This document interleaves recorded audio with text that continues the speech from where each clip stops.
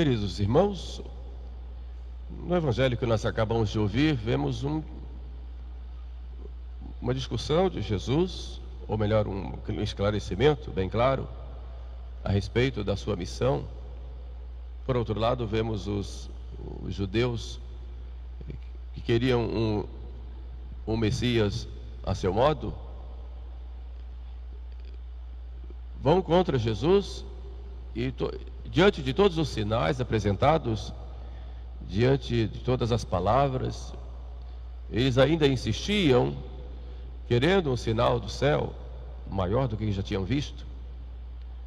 Outros, não podendo negar os atos de Jesus, seus milagres, suas palavras, para desmoralizá-lo diante do povo, diziam que era por Beelzebu, príncipe dos demônios, que Jesus fazia todos aqueles prodígios. Quando a pessoa não quer a verdade, nenhuma razão é suficiente para que a pessoa se convença. O pecado contra o Espírito Santo consiste exatamente nisto, em negar a verdade reconhecidamente como tal. É um dos pecados. Abusar de tal forma da graça que a pessoa coloca como que invólucro em torno de si mesma, fechando-se à própria verdade.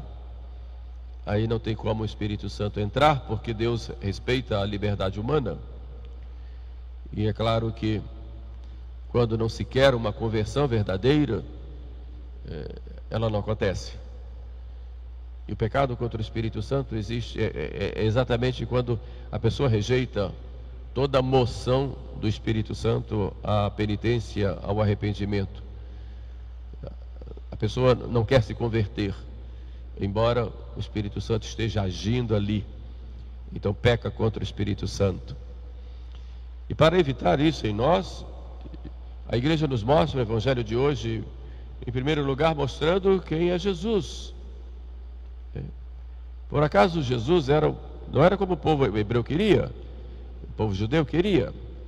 Mas hoje nós vemos as pessoas muitas vezes quererem um Jesus do seu jeito, um Jesus filósofo, um Jesus político, ou um Jesus, um líder popular, ou Jesus, um milagreiro que veio apenas para isto. É claro que ele fez milagres, mas os milagres fazem parte das credenciais dele e fazem parte da sua caridade e de seu amor para o que sofre. Outros colocam Jesus como um espírito evoluído, como fazem, por exemplo, os kardecistas ou outros afins, esotéricos. Enfim, nós também queremos um Jesus do nosso jeito. Mas quem é esse Jesus? Quem é Jesus? Jesus é o Filho de Deus feito homem, que veio ao mundo para nos salvar. Ele é aquele que veio vencer o mal. E a missão de Jesus é exatamente esta: vencer o mal, vencer o demônio, vencer a morte e vencer o pior dos males, que é o pecado. Mas ao dizerem para Jesus que era por Beelzebu, Beelzebu era o chamado demônio das moscas, que ficavam nos estercos. Era uma maneira de rebaixar Jesus, de ridicularizar Jesus. Como fazem hoje, muitas pessoas fazem. E Jesus então diz: todo reino dividido contra si mesmo ficará desgastado e cairá. Esse é o primeiro ensinamento de nosso Senhor. Porque o pecado divide. Divide por causa do orgulho. O homem não foi criado para divisão, o homem foi criado para a unidade. E quando nós pecamos, nós nos quebramos por dentro. Há uma divisão em nós. Por isso Jesus vai dizer: preciso unir. E essa união só é possível com Ele. Quem não está comigo está contra mim. Então o pecado ele divide, e que nós como que colocamos um pé numa canoa, outro pé na outra canoa e queremos remar. É claro que vamos nos partir ao meio. E essa divisão interior é causada pelo pecado. Por isso, quando vem a graça, vem para criar esta unidade interna. Porque o pecador anda inquieto e muitas vezes vai ao desespero por causa desta divisão interna que há. Quem não está comigo está contra mim. E quem é consciente disto e cai no pecado fica quebrado por dentro. Conscientemente quebrado. Outros estão quebrados por dentro, divididos por dentro, inconscientemente. Por isso vivem buscando lenitivos, ou situações, ou coisas para tentar amainar, diminuir esta dor que ele sente muitas vezes inconscientemente. Então Jesus diz: todo reino dividido contra si mesmo. Então o ser humano dividido contra si mesmo, ele se quebra e a sua ruína é grande. E que Jesus vem trazer em nós esta unidade, começando essa unidade dentro de nós. Quando nós nos confessamos, por exemplo, arrependidos, aquela alegria do perdão é a alegria desta unidade interior, que nos dá forças pela graça de irmos em frente. Mas essa unidade Jesus Cristo quer também entre nós, unidade evidentemente na verdade e no seu amor, mas essa unidade Deus quer, por exemplo, nas nossas famílias. Por isso o demônio entra para dividir, e ele dividindo, ele impera, como diziam os antigos, divide et impera. Também ele faz isso na igreja, e desde o início procurou fazer para imperar, para dominar. Por isso, desde o início, muitas seitas aconteceram dentro da igreja, e todas elas, sem exceção, anunciando uma renovação, uma restauração, um cristianismo próprio e ideal, ou o melhor, ou o único. Por isso, essas divisões são tão problemáticas, a ponto de Jesus, já de modo antecipado, orar ao Pai na última ceia, dizendo que todos sejam um, como eu e tu, ó Pai, somos um. E a unidade da igreja é uma das notas: unidade de fé, unidade de doutrina e unidade de governo, do poder de regime. Esta unidade é necessária e ela existe na igreja. E se nós quebramos esta unidade, nós nos separamos. E as grandes dores pelas quais passa a igreja em todos os tempos, e hoje muito mais, essa é causada, ou são causadas por essa quebra da unidade nos seus filhos. E nós temos que trabalhar muito em prol dessa unidade, seja a unidade nossa, com o arrependimento sincero, seja a unidade de nossa casa, seja a unidade da nossa igreja, sempre buscando viver a fé de sempre, os mandamentos que a igreja sempre ensinou, isso não muda, e também buscando viver os mesmos sacramentos dentro daquilo que a igreja sempre quis, e o mesmo poder de regime sob a autoridade do sucessor de Pedro, o Santo Padre, o Papa. Porque todo reino dividido contra si mesmo, ele se quebra, ele se destrói. É claro que no caso da igreja, Deus nunca permitirá que se destrua, mas uma divisão sempre faz muitos estragos, e às vezes elas acontecem por causa do orgulho humano. Se observamos bem como foi o cisma do Oriente, por causa do orgulho de alguns homens, poucos homens, Miguel Celurário, Fócio, por causa da vaidade, houve uma quebra que perdura por mais de 1000 anos. Então esta unidade deve ser querida, desejada e amada por todos nós. Sofremos quando isso não acontece. Mas Jesus vai além e ele explica: se eu expulso os demônios pelo dedo de Deus, chegou para vós o reino de Deus. Então a grande missão de Jesus é arrancar as almas das garras do demônio. O mal pode até prosperar temporariamente, e nós vemos o mal acontecendo no mundo, mas o mal nunca tem a última palavra. A última palavra é de nosso Senhor, que com o Pai e o Espírito Santo vive e reina por todos os séculos dos séculos.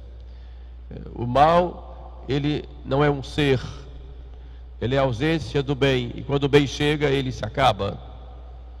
Como as trevas não são uma realidade no sentido concreto, ela existe porque ela é a ausência da luz, e quando a luz chega, as trevas se acabam. Assim é Jesus no mundo e nas nossas vidas. Quando ele chega e quando deixamos ele agir, quando procuramos imitá-lo, quando procuramos viver nele, viver por ele e para ele, essas trevas, esses males, essa inquietação, tudo isso se acaba quando Jesus vem a nós. Quando nós permitimos, naquilo que depende de nós, que ele venha e impere.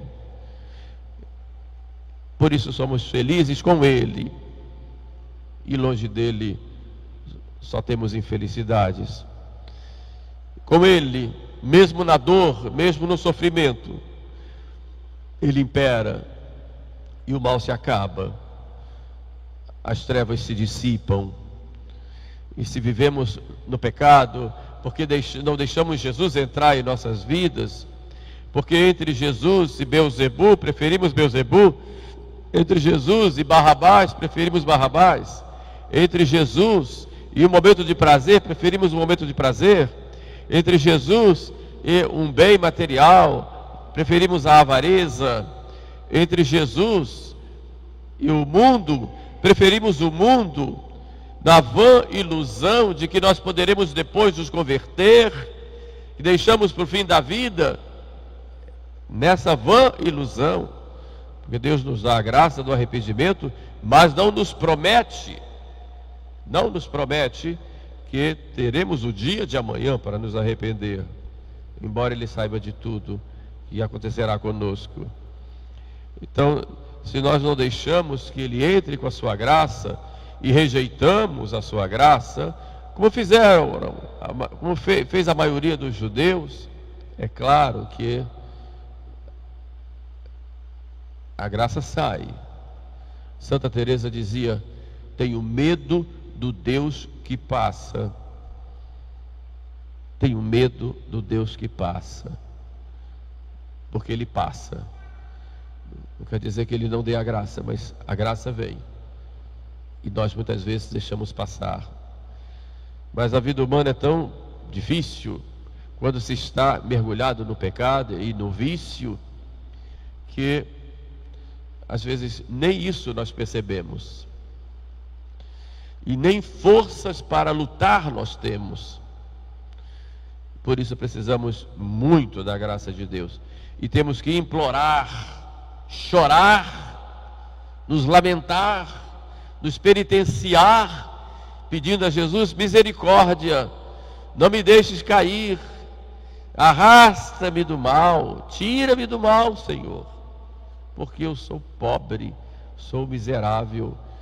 O Salmo 129, um salmo que nós devemos rezar muito nessa quaresma, além dos 50, que é mais comum: dos profundos abismos clamei a vós, Senhor. Ouvi, Senhor, a minha oração. Se observardes, Senhor, as minhas iniquidades, quem, Senhor, poderá subsistir? Mas em vós está a propiciação. É um grito de dor, um grito de arrependimento, não de desespero, mas um grito de dor e de reconhecimento de que somos miseráveis, de que não podemos nada. É um grito de dor, mas é também um grito de confiança, Em vós, Senhor, está a copiosa redenção. Assim o mal não vai prosperar. E nós vamos ter o arrependimento sincero com nós, quando formos humildes.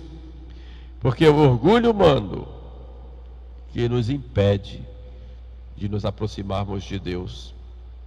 Por isso devemos, como Jesus, participando da sua própria vida, como Jesus, procurar vencer o mal, e vencer o mal sempre com o bem, com a graça.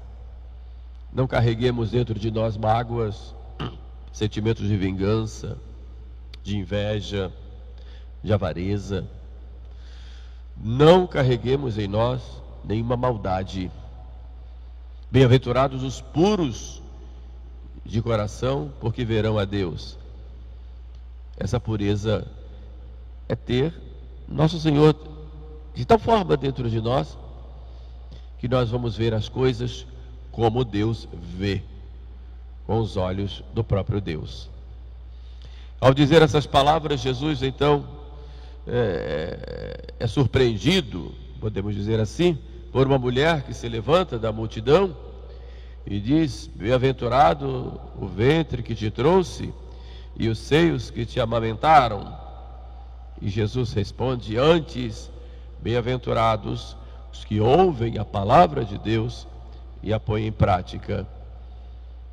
Ele não estava ali diminuindo a honra de Maria, nossa mãe, até porque ele é filho que honra a sua mãe, e como honrou, o Evangelho é bem claro, e foi submisso a ela e a São José.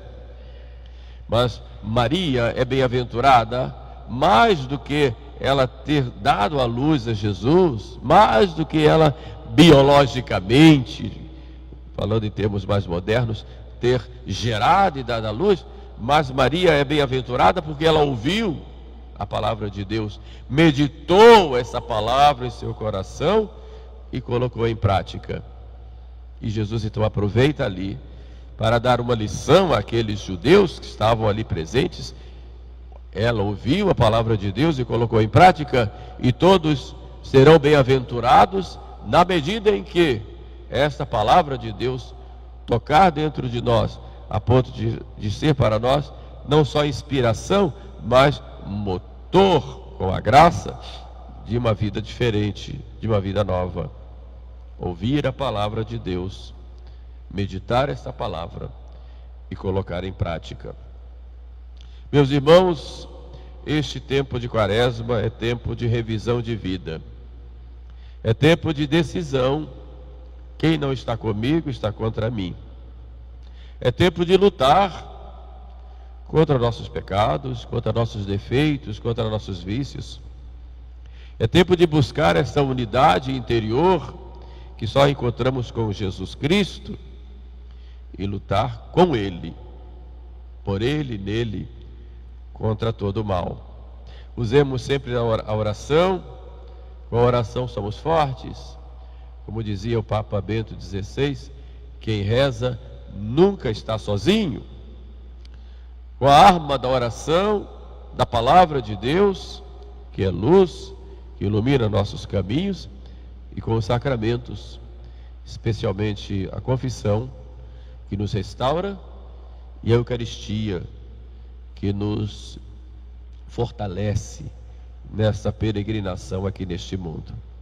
Peçamos, pois, a Maria Santíssima que, como ela, também nós ouçamos essas palavras e coloquemos em prática. Amém.